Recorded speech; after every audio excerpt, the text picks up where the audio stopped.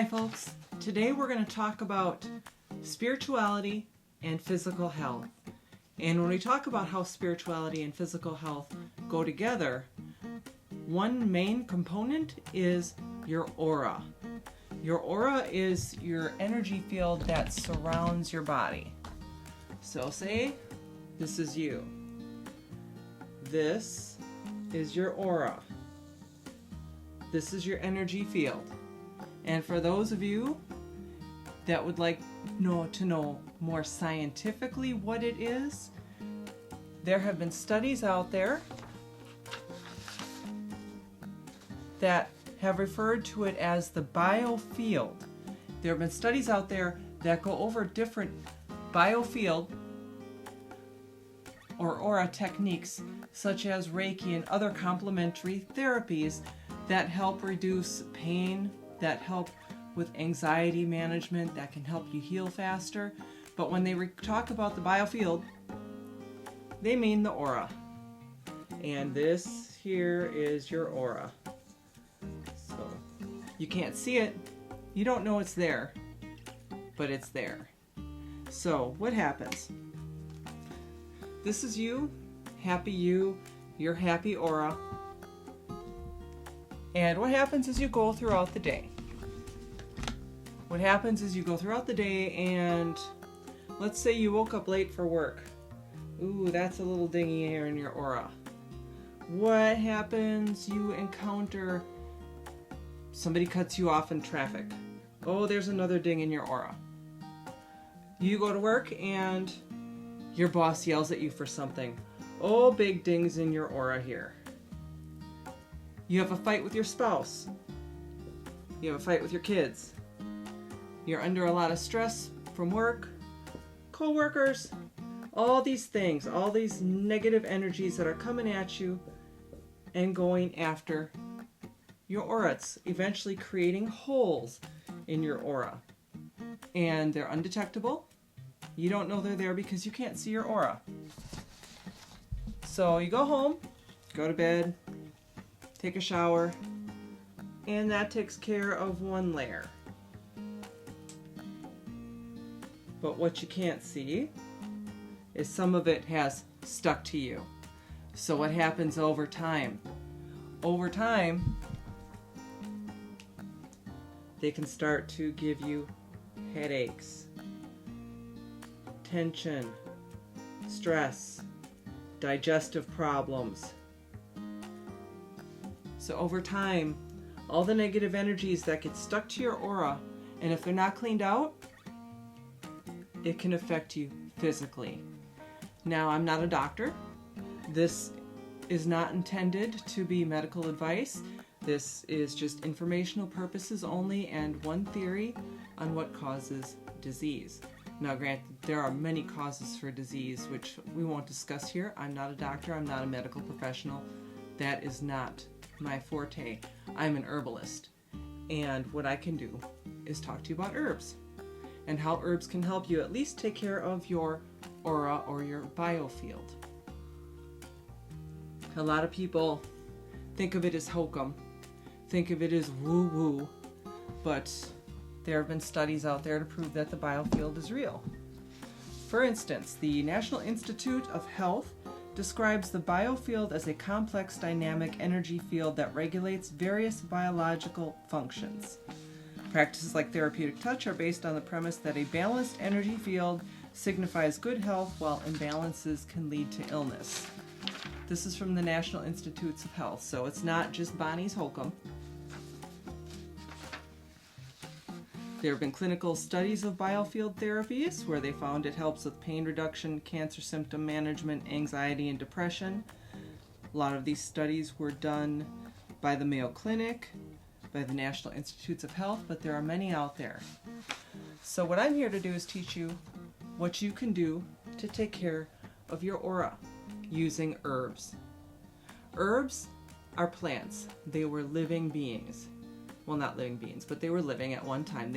Since they were living at one time, they have their own energy signature.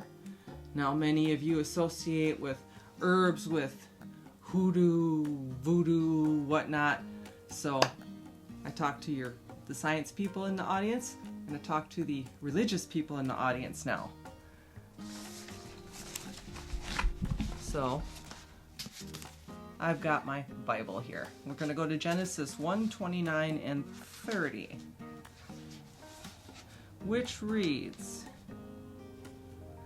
"Then God said, I give you every seed-bearing plant on the face of the whole earth, and every tree that has fruit with seed in it, and they will be yours for food, and to all the beasts of the earth, and all the birds of the air, and all the creatures that move on the ground, everything that has the breath of life in it, I give every green plant for food." So let's go over to Psalms 51:7, where David says, "Cleanse me with hyssop, and I will be clean. Wash me, and I will be whiter than snow." Hyssop is an herb. It's an herb I commonly use for cleansing baths. And we'll give you one more. Ezekiel 47:12. "Fruit trees of all kinds will grow on both banks of the river. Their leaves will not wither, nor will their fruit fail. Every month they will bear, because the water from the sanctuary flows to them. Their fruit will serve for food, and their leaves for healing." So no, this is not some hoodoo voodoo witchcraft stuff. Also Christianity too. And also many other faiths do use herbal medicine. They use herbs for bathing, they use herbs for healing. If any of you have studied Ayurveda, you'll know that there's Indian herbs that are used, traditional Chinese medicine, whole history of herbs that are used for taking care of your aura and taking care of you internally. Now, when I've talked about spiritual baths, using herbs for spiritual baths, you make an infusion of the herb and you rinse it. You pour it over you, or you bathe in it. Now, the water from our shower and sleeping takes care of the aura, but the herbs can go deeper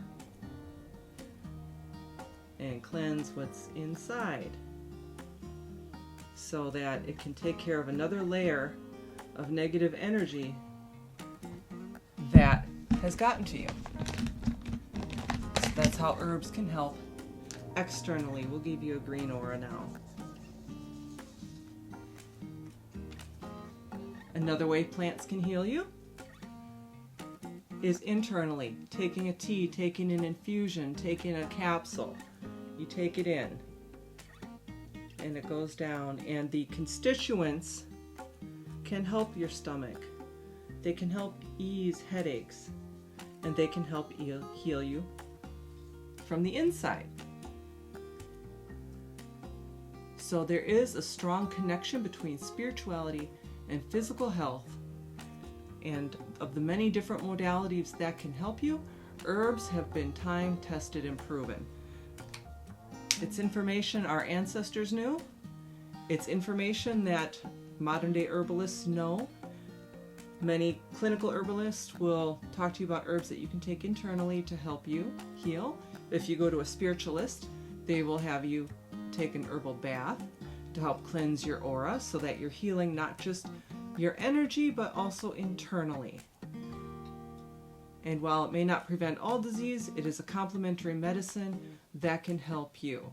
Now, if you are under a doctor's care or taking prescription medicine, always consult with your physician before taking any type of herbal supplement. And again, this is information only. It's not intended to diagnose, treat, prevent, or cure disease. And if you happen to be on a prescription medication, I encourage you to talk to your physician and see if there are ways that you can take herbs to help maybe wean you off that medication eventually. That's a conversation between you and your doctor. Now, from a personal standpoint, my grandmother, she was on a lot of pharmaceuticals, and she died just shy of her 70th birthday. My mother, God rest her soul, she always did what she was told. She took every pill the doctor told her to do. She did every treatment the doctor told her to do. And sadly, she's no longer with us today. She passed away 7 years ago. My father, on the other hand, he does not take any prescription medications. He is going to be 80 years old in a month, and he's healthy. His body's falling apart. He can't move very well, but he's healthy. So, tale of two parents. So you decide. Do you want to take control of your well-being and your wellness and incorporate herbs and other modalities into it? Or do you want to go the pharmaceutical route? The choice is yours to take your wellness and take control of it into your own hands.